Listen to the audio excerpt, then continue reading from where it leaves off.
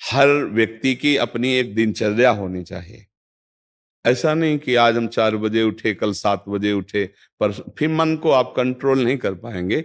मन के लिए एक दिनचर्या होनी चाहिए कि हमको 10 बजे सोना है, 4 बजे उठ जाना है, तो फिर 4 से 4:15 नहीं होना चाहिए।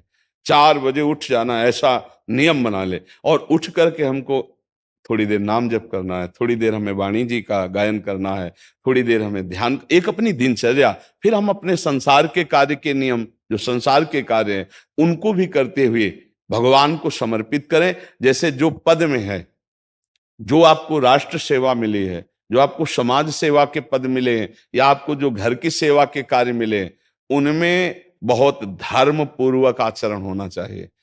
अगर आप अधर्म आचरण करते हैं, अपने पद का दुरुपयोग करते हैं, तो आप सुबह जग करके थोड़ा माला चला लीजिए, फिर भी आपका कल्याण नहीं होगा, क्योंकि आप अपने पद का, अपने सेवा का दुरुपयोग कर रहे हैं। जैसे हम जानते हैं कि अधर्म आचरण है, ये अधर्मी है, हमें पता है दोषी है, और वो हमको कुछ धन दे देता है, और हम उसको मुक्त करवाने की बात सोचते हैं, और जो निर्दोष है उसको फंसा देते हैं। अब तुम चाहे जितना माला चलाने की कोशिश करो या दान पुण्य करो, वो तुम्हारा अधर्म आचरण, वो अधर्म का धन तुम्हें सतमार्ग में नहीं जाने देगा। नियम लेना चाहिए कि जिस पद में है, जिस धर्म में है, जिस कर्तव्य में है, चाहे कुछ भी हो जाए, हम अपने कर्तव्य से विमुख नहीं होंगे।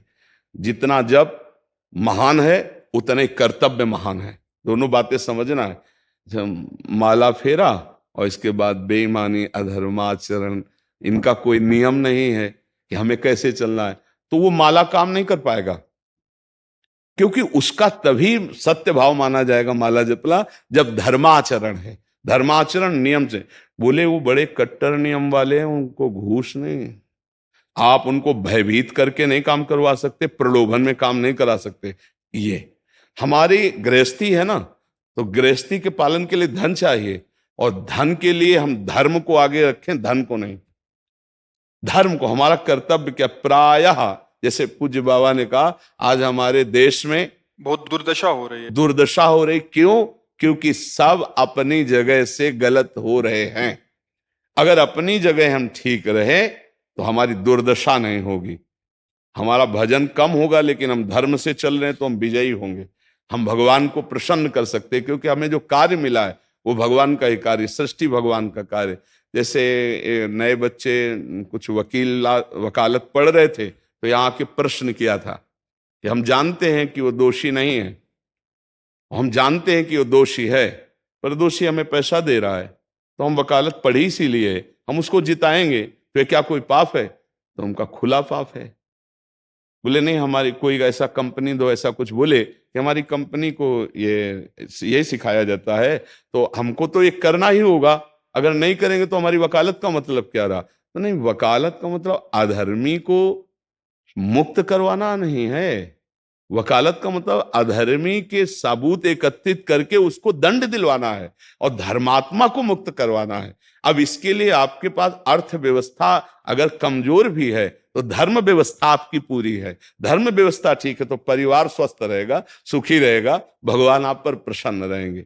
अच्छा, फिर हमने तर्क रखा कि जैसे आपकी बहन के साथ कोई गलत व्यवहार करे, आपको पता है, और वो आपको 10 लाख रुपया घूस दे, तो क्या आप उसका पक्ष लेंगे?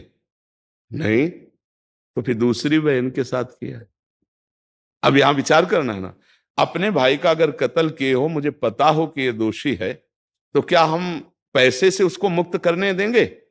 लगेगा कि जान की बाजी लगा देंगे, और तुम्हें हम, ऐसे ही एक गरीब आदमी की किसी ने हत्या की, तो आपका पक्ष बनता है। पर यह ज्ञान कहां मिलेगा? बिना